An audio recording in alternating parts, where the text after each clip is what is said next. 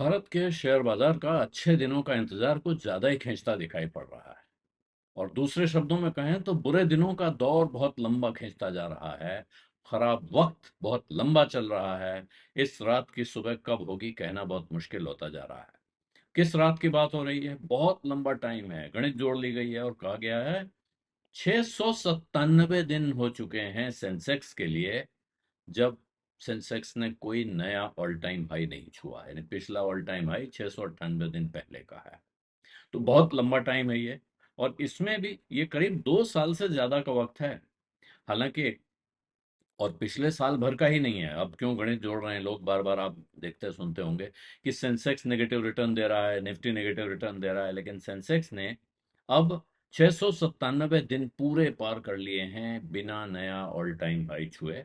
सिर्फ 2026 का आंकड़ा अगर आप देखें तो सेंसेक्स 37% ट्रेडिंग डेज ऐसे हैं। ट्रेडिंग डे मतलब सोमवार से शुक्रवार का वो दिन जब ट्रेडिंग होती है, जब छुट्टियों को छोड़ के कारोबारी दिनों में 37% दिन ऐसे रहे हैं जब वो नेगेटिव रिटर्न दिया है उसने 2 साल का। तो अभी तक का जो हाईएस्ट शेयर है ये 2012 में ऐसा दौर आया था जब इस तरह से बाजार ने इतना खराब रिटर्न दिया था। उसके बाद से ये अब तक का सबसे खराब दौर शेयर बाजार में चल रहा है। ये एक ईटी की एनालिसिस है, उन्होंने रिपोर्ट निकाली है। और ये कमजोरी अगर आप सिर्फ एक साल में देखें तो और भयानक है। 62.3%, 62.3% ट्रेडिंग डेज इस साल निगेटिव 1 ईयर रिटर्न देके गए हैं। कि उस दिन का रिटर्न आप एक साल के पीरियड में देखें, ट्रेलिंग 1 ईयर, तो नेगेटिव रिटर्न है 62.3% ट्रेडिंग दिनों में। ये अब तक का जो डेटा सेट है, जब से आंकड़े गिने जा रहे हैं बाजार के, ये अब तक का हाईएस्ट है। और इससे पहले की ऐसे खराब दिनों की पीक 2012 में हुई थी, जब 59% ट्रेडिंग डेज नुकसान के रहे थे 1 ईयर रिटर्न में। और उसके बाद 2016 है, जहां 58.3% दिन ऐसे थे। और 2008 जहां 47.6% दिन ऐसे थे। 2008 आप याद करिए, बहुत खराब साल था, बहुत बुरे साल के तौर पे याद किया जाता है, ग्लोबल फाइनेंशियल क्राइसिस वाला साल था। अब अगर आप देखें 2 साल की तस्वीर, तो 2 साल की तस्वीर वो जो सबसे खराब अभी तक का रिकॉर्ड है उससे काफी बेहतर है। लेकिन 2026, साल 2026 जनवरी से अब तक, ये 2012 के बाद का सबसे खराब वक्त अभी तक दिखाई पड़ रहा है। अब आगे जाके कोई चमत्कार हो जाए, सुधर जाए, तो कहा नहीं जा सकता। 2012 में 82.5% सेंसेक्स के ट्रेडिंग डेज, सिर्फ साल 2012 कैलेंडर ईयर 2012 में 82.5% trading days negative 2 year return के साथ गए थे। यानी कि मात्र 17.5%, 17.5% दिन ऐसे थे जब बाजार सुधरा था, जिस दिन बाजार में कुछ मुनाफा 2 साल के ट्रेलिंग बेसिस पे देखने को मिला था। और इसके बाद का खराब वक्त है 2009, जहां 75.7%, 75.7% रिटर्न नेगेटिव में था। और 2008 में यह फिगर 23.2% थी, जबकि 2010 में 20.2% और 2011 में 21.5%। अब सवाल यह है, यह तो इतिहास हो गया और इसकी गणित हो गई। आप कहेंगे भाई पुरानी कुंडली छोड़ो, आज हाल बताओ। तो इस साल क्या हुआ है, 2026 में क्या परेशानी बाजार को हुई है, निवेशकों को हुई है, ट्रेडर्स को हुई है कि ये हाल हुआ है। इस वक्त अभी जो ताजा सर्वे आया है बैंक ऑफ अमेरिका का, उसमें भारत अब एशिया में सबसे कम पसंद किया जाने वाला बाजार हो गया है। अभी तक इंडोनेशिया था, भारत ने उसको वहां से हटाकर सबसे नीचे की पायदान पे कब्जा कर लिया है। और ये दिखा रहा है कि इस साल जो भारत का बाजार वैसे ही सबसे कमजोर परफॉर्मेंस है उसकी, और उसको लेके अब भी आशंकाएं, चिंताएं इन्वेस्टर्स के, इन्वेस्टमेंट मैनेजर्स के दिमाग में बैठी हुई हैं। इसका मतलब अब भी उन्हें लग रहा है कि यहां पैसा लगा के पैसा बनाना संभव शायद ना हो। और ये पहली बार नहीं हुआ है, इसी साल में दूसरी बार हुआ है जब भारत को लीस्ट फेवर्ड मार्केट, अब लीस्ट फेवर्ड मार्केट का बिल्कुल शाब्दिक अनुवाद है सबसे कम पसंद बाजार, लेकिन दूसरे शब्दों में आप कह सकते हैं, सीधे कहना ठीक नहीं है, कि सबसे ज्यादा नापसंद बाजार।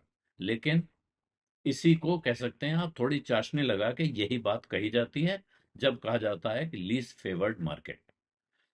इससे पहले ये मई के महीने में, 2 महीने 3 महीने पहले, बैंक ऑफ अमेरिका का ही एक पोल था जिसमें भारत को लीस्ट प्रेफर्ड मार्केट पाया गया था। और वजह क्या है? भारत की ग्रोथ पे प्रेशर आ रहे हैं, खास तौर पे ये अमेरिका और ईरान की लड़ाई भारत को बहुत महंगी पड़ रही है इस मोर्चे पर, क्योंकि उसकी वजह से यहाँ इन्फ्लेशन का प्रेशर दिख रहा है साफ साफ, ग्रोथ का प्रेशर दिख रहा है। दुनिया भर में जो कच्चे तेल के दामों में जबरदस्त उछाल आया, रैली दिखाई पड़ी, उसने भारत को बहुत नुकसान पहुंचाया है।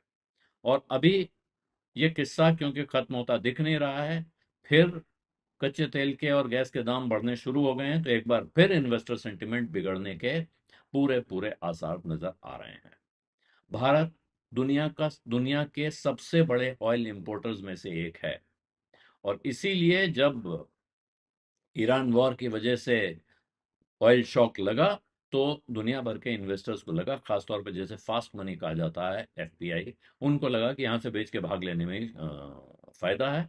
और इसीलिए ऑयल शॉक शुरू हुआ फरवरी में, और अभी भी ऐसा नहीं लग रहा है कि होर्मुज जलडमरू मध्य, होर्मुज जल मार्ग, होर्मुज स्ट्रेट के रास्ते से सप्लाई अभी निकट भविष्य में सामान्य होने जा रही है। अब तो ईरान ने कह दिया हम पूरा कंट्रोल लेंगे और हम टोल वसूलेंगे यहाँ से गुजरने वाले जहाजों पे।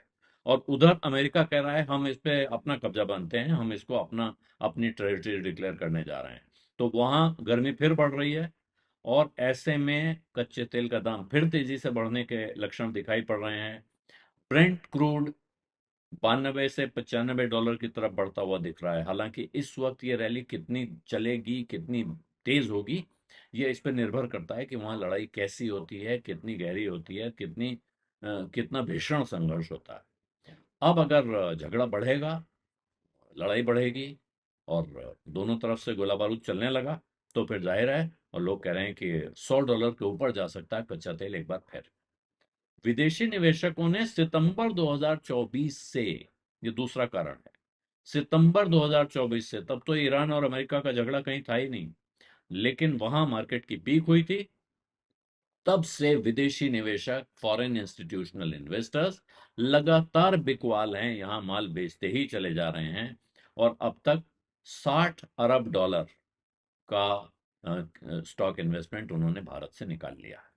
और अभी कुल मिला के इसमें से $30 अरब मात्र इस कैलेंडर ईयर में, आज की तारीख तक, जनवरी से अब तक, उन्होंने इसमें से आधा यानी कि $30 अरब निकाला है।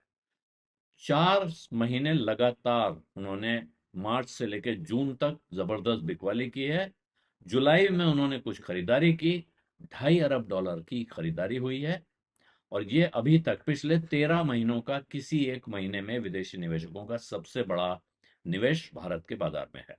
तो वो बहुत इस साल, दूसरे कारण थे उनके पहले, वो कह रहे थे वैल्यूएशन ज्यादा हैं, दुनिया भर में अनसर्टेनिटी है, इंटरेस्ट रेट को लेके बहुत उठापटक चल रही है, खास तौर पे अमेरिकी बाजार में। लेकिन अब जो वो खरीदारी कर रहे हैं, इसमें लोगों को उम्मीद दिखने लगी है, उनको लगता है शायद कुछ प्रेशर कम हो रहा है। फिर भी अभी एनालिस्ट बहुत सतर्क हैं, वो इस बारे में कोई पोजीशन लेने के मूड में दिख नहीं रहे हैं।